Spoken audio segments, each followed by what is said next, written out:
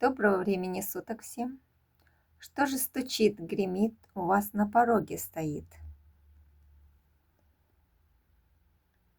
А какой-то удачный период. Именно во внутреннем спокойствии вашем, гармоничном, уйти от какой-то зависимости, проработать в себе, от кого-то, чего-то. Именно расслабившись, прислушавшись к себе, поймать волну удачи, идти вперед.